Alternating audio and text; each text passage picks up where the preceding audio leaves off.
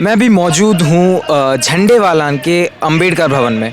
बहुत बड़ा अधिवेशन हो रहा है यहाँ। कौन सा अधिवेशन है? बहुजन एकता अधिवेशन है, महाधिवेशन है।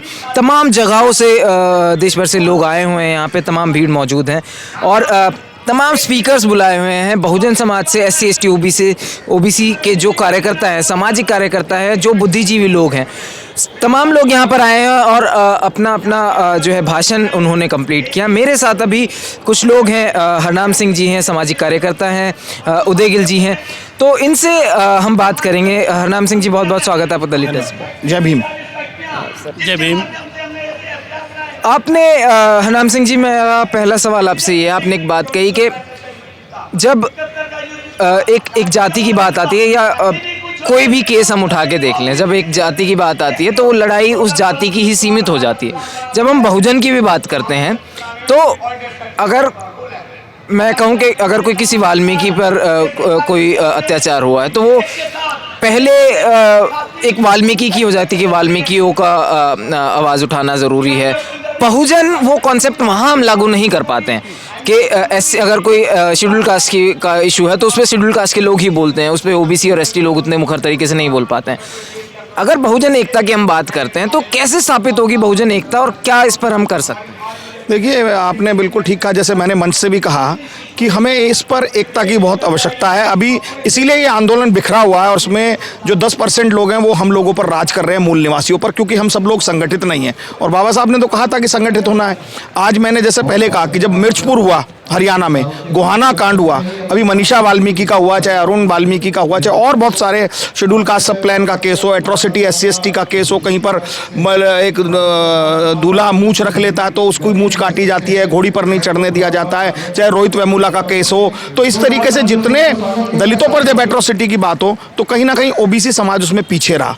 यह माइनॉरिटीज़ में अगर अक़लियतों की बात हो तो बाकी और समाज चुप्पी दाब लेता है। इसी वजह से जो 10% लोग हैं ये हम लोगों पर हावी हैं। हमें इस पर मुखर होना पड़ेगा और एकता के साथ खड़ा होना पड़ेगा संगठित रूप से, कि चाहे किसी भी कमजोर तबके पर जब अगर कुठाराघात हो या कोई अत्याचार हो या कोई दुराचार हो तो हमें सब लोगों को एक मुखर आवाज़ के साथ, एकता के साथ खड़े होना चाहिए। यही आज हमने यहाँ पर रिक्वेस्ट किया और इस पर बहुत सारे संगठन काम कर रहे हैं। मैं समझ रहा हूँ इस पर और संगठनों को काम करना चाहिए कि हमें सब लोगों को, जब एक कॉज है उस कॉज पर हमें इकट्ठे होना चाहिए, ना कि उसमें अलग अलग विखंडित होकर जातियों में, समुदाय में बंटना चाहिए।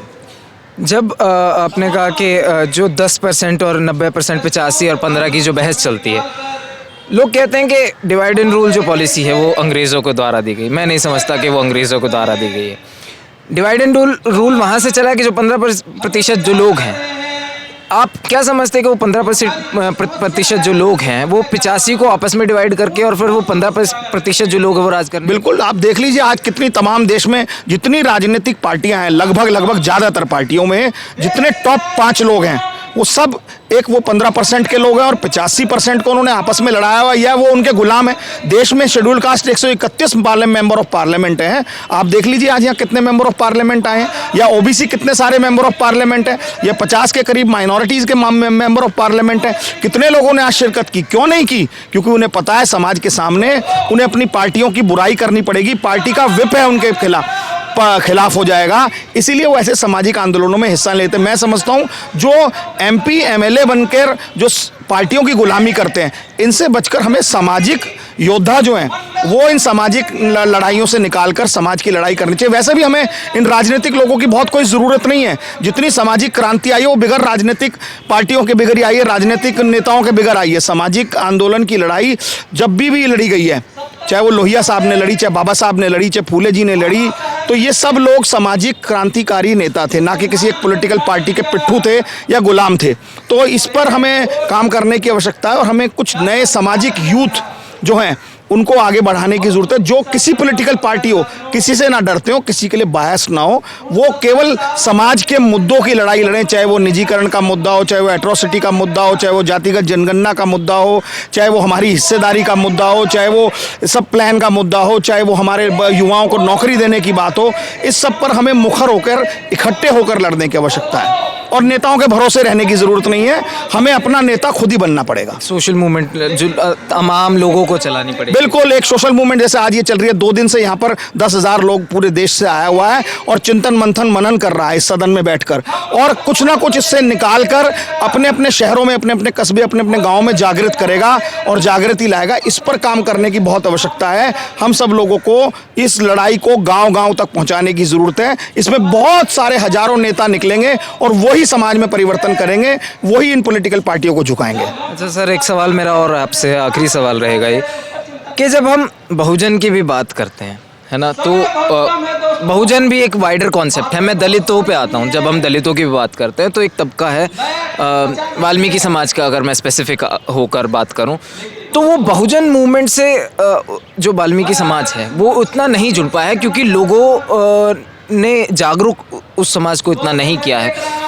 उनमें मैं उनको भी ब्लेम नहीं करूँगा, क्योंकि एक समाज है जो सुबह उठकर जाता है और शाम को उसका जो अहम मुद्दा है वो यही है कि आज रात को घर में खाना बनेगा या नहीं बनेगा।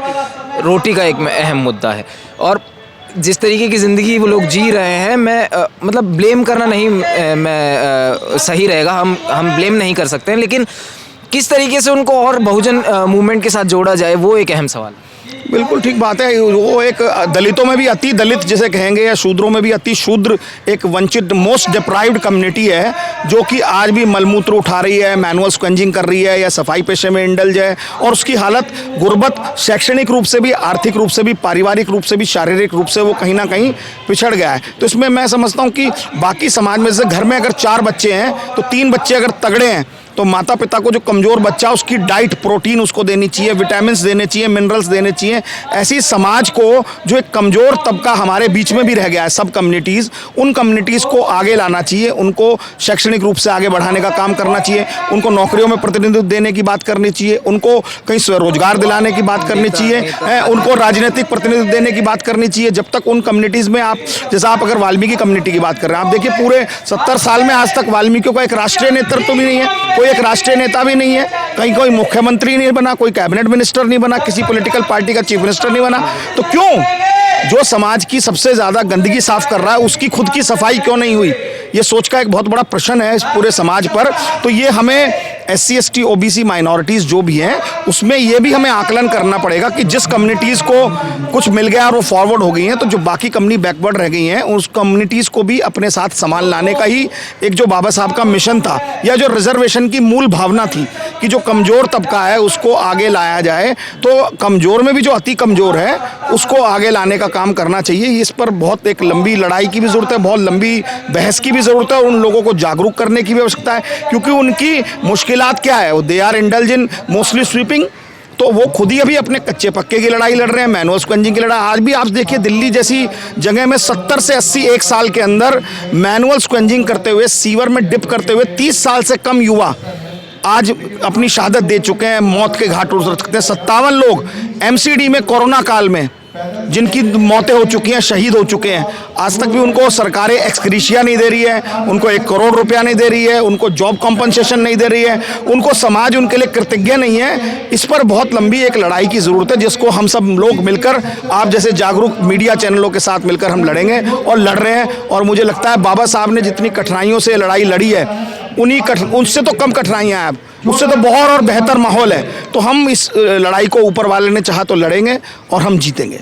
बहुत बहुत शुक्रिया। उदयगिल जी, एक सवाल मेरा आपसे है कि हम रिजर्वेशन पे बात करते हैं और तमाम पॉलिसीज़ पर जब हम बात करते हैं तो और एक समाज ऐसा है जो अभी मैंने हरनाम सिंह जी ने भी बताया कि उनको ये नहीं पता कि हमारे लिए रिजर्वेशन भी है शिक्षा में, रोज़गार में, अलग चीज़ों में।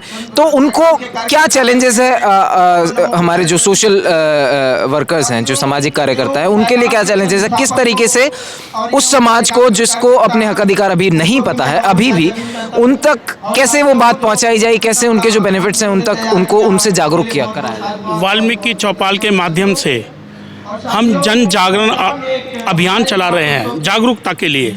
समाज के जो हमारा सफाई कर्मचारी वर्ग है, जो स्वच्छता का कार्य करते हैं, उन लोगों की हम प्रतिदिन महीने में 2 महीने में उनके गली मोहल्लों में वाल्मीकि चौपाल के माध्यम से उनका अधिकार क्या है, संविधान क्या कहता है, हाँ, शिक्षा के माध्यम से, रोजगार के माध्यम से हम उनकी तरक्की और उत्थान के लिए, उनको जागृति के लिए प्रेरणा स्रोत, उनको भावनाओं के साथ उनको जगाते हैं कि ये तुम्हारे हक है, ये तुम्हारे राइट है, ये तुम्हारे देवता हैं, ये तुम्हारे महापुरुष हैं।